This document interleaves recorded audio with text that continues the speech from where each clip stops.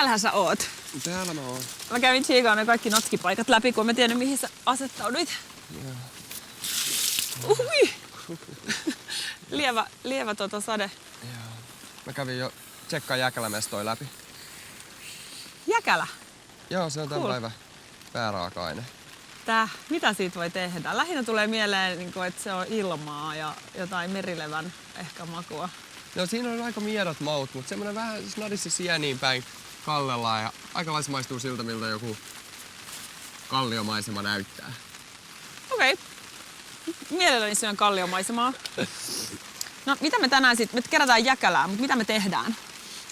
Siitä tulee semmoinen hobittileipä. Testataan vähän niitä islannijäkälän ja porojäkälän makua. Mm-hmm. Ja sitten myöskin metsät on ihan täynnä suppilovahveroita. Tuolla pari suota löytyy, mistä löytyy karpaloita, niin ne sopii hyvin, hyvin siihen annokseen. Oi, karpalosua. Pumpparit jalkaa.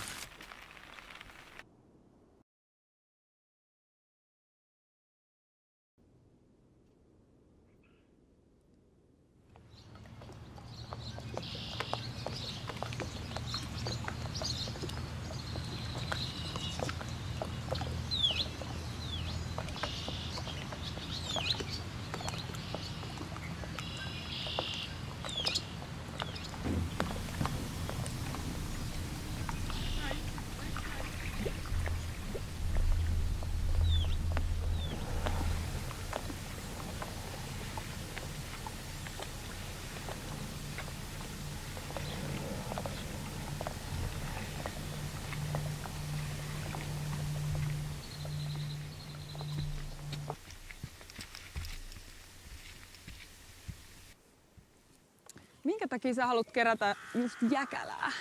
No, Islannin jäkälää, eli isohirvejäkälää mä en ole hirveästi käyttänyt. Sillä pystyy vähän niin kuin jämäyttämään samalla tavalla kuin perunajauholla kamaa. Niin sen mä haluan testaa. Sitten toi porojäkälä on, sitä aika paljon käytetään, mutta se jää usein plainiksi. Niin koetaan tehdä siitä vähän semmoisia juttuja, mitä siitä ei yleensä tehdä. No, sua kiinnostaa jäkälät enemmän siis niiden teknisten ominaisuuksien vuoksi kuin maun takia. No ehkä niinkin. Niitä kokataan tosi vähän. Mielenkiintoista testailla, että mitä kaikkea niistä pystyy tekemään. No, mutta saadaanko me kerätä täältä nyt sit ihan vapaasti? No, me ollaan keskellä kansallispuistoa, mutta tämä nimenomainen alue, missä me ollaan, niin on yksityistä maata ja meillä on tähän nyt sitten luvat. Mutta toki kerätään sillä tavalla tuota jäkälää, että otetaan sieltä täältä. Se kasvaa hitaasti, niin ei kynitä mitään kiviä kokonaan puhtaaksi. Aivan.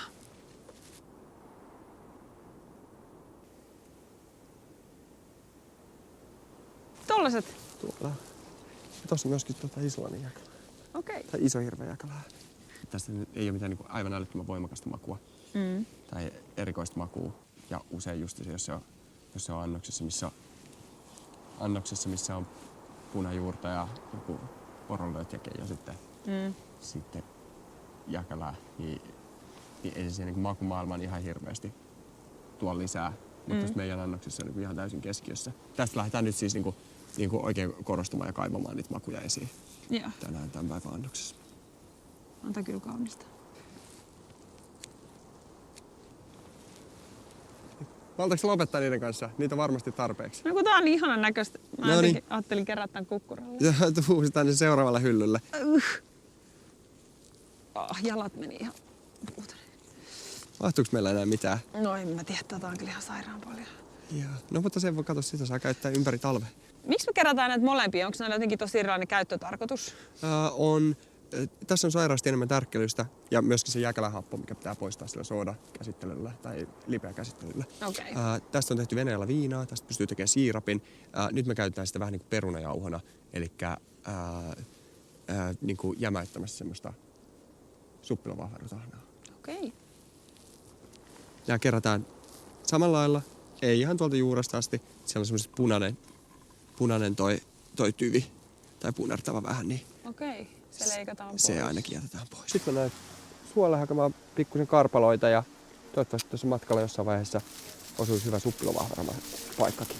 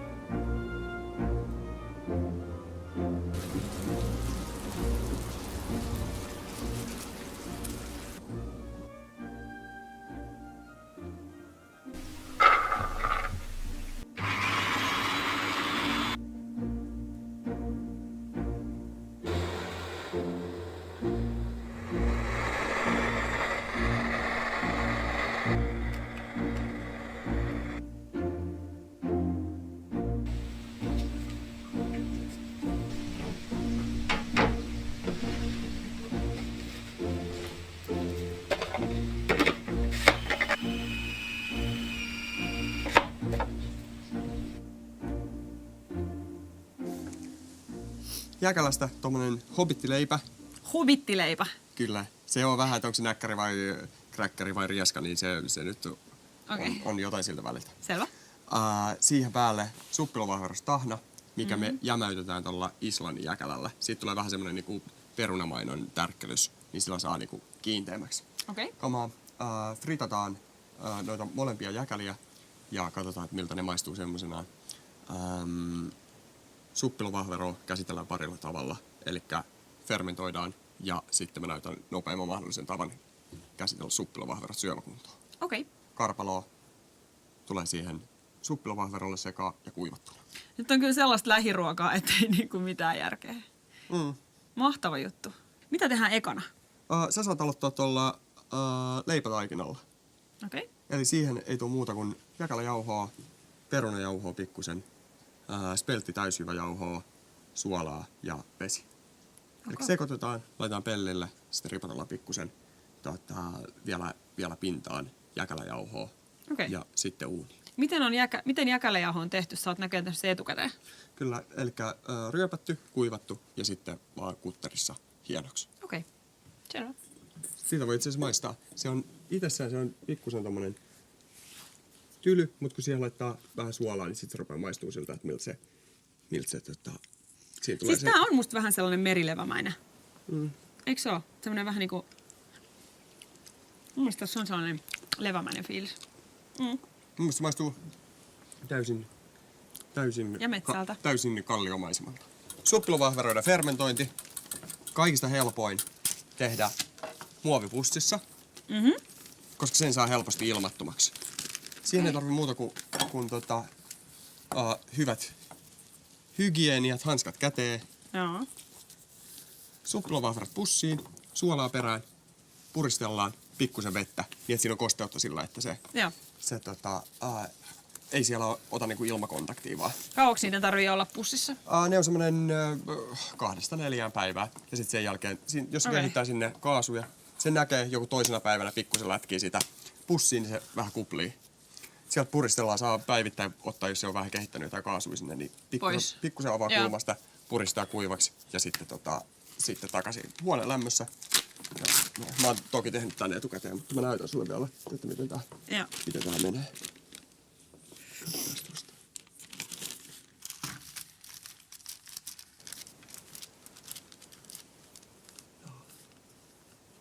Okei.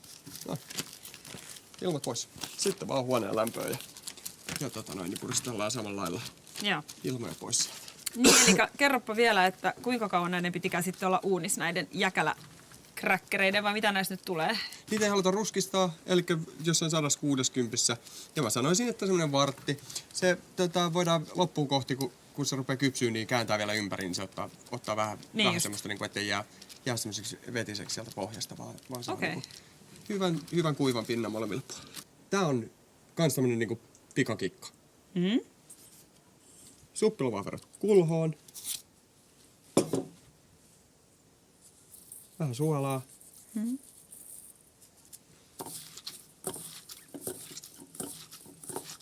Ja valmis. Okei, hyvä. Näin. Ne on nyt niinku periaatteessa, ne on valmiit annoksia, ne voi syödä näin. Ihan sairaan hyviä. No se on muuta. Raw food. Kyllä, se on niinku luonnon pikaruokaa. Mut me halutaan tästä vielä vähän spessumpi, niin laitetaan tuohon karpaloon survosta sekaan vähän. Okei. No, sitten pyöräyttää. Se on sairaan hyvää. Mahtavan makusta. Sori, mä otan Eli noin jäkälän frittaamiset ja sitten se tahna. Tuosta kaurakermaa, islannin jäkälää ja kuivattua suppilovahveria. Blenderiin, sitten lämmitetään tuossa pannussa vispilalla. Annetaan hetki jäähtyä ja sitten kaurafreessi sekaan. Annako sen blenderin sieltä, niin laittaa kamat sinne. Ei tarvi kokonaan. Anna mulle vaan se kulho. Hyvä. Yksi desi. Joo.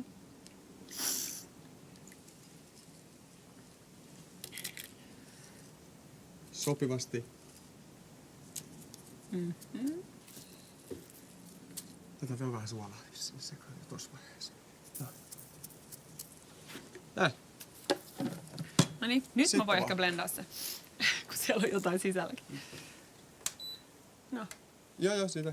Ja sitten painat jotain niistä slow, medium tai fast, riippuen omasta mielentilasta. No tietenkin fast. Ja. Sitten vielä jäkälän frittaus.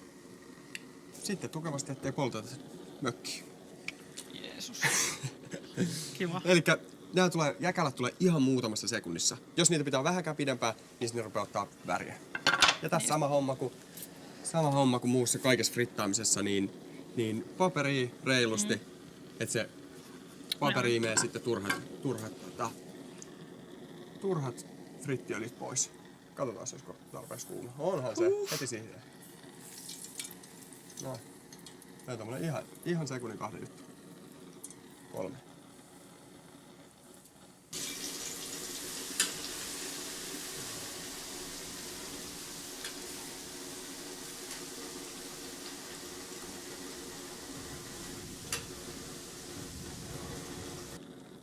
Sitten kannattaa laittaa suoraan, heti kun se tulee tuolta fritistä, niin laittaa suolat. Koska sitten kun se kuivuu, niin sit siihen ei enää suola tartu. Aivan. Nyt se on vielä kostea, niin se tarttuu siihen.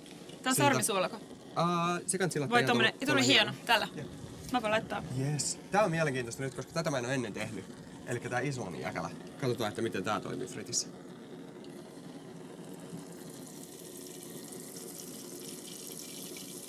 Poreilee isommin kuin toi äskeinen. Siinä on vähän enemmän kostea. Joo.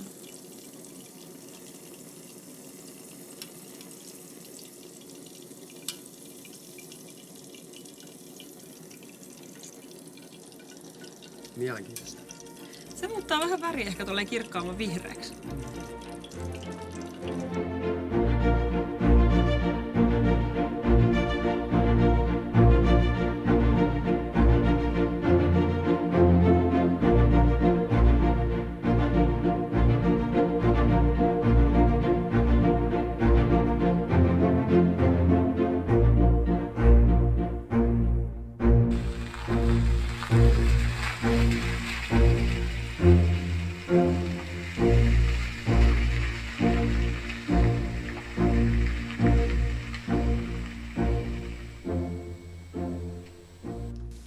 Näin. Ja annokset valmiina. Tässä on kaikkea vähän tässä, mitä tässä annoksessa on, niin on myöskin pöydässä. Voidaan siitä vähän santsia sitten. Wow. Kiva, Annu, kun pääsit meidän kanssa syömään. Ja kiitos, kun ollaan saatu olla täällä ja kerätä luonnosta vaikka mitä. Joo, kiitos. Aivan loistavaa, että tulitte. Tää on kyllä niin lähiruokaa, että en tiedä mikä voisi olla enemmän paikallista. Joo, ei täällä Nuuksiossa kyllä. Tässä on aika hyvät raaka-aineet valittu.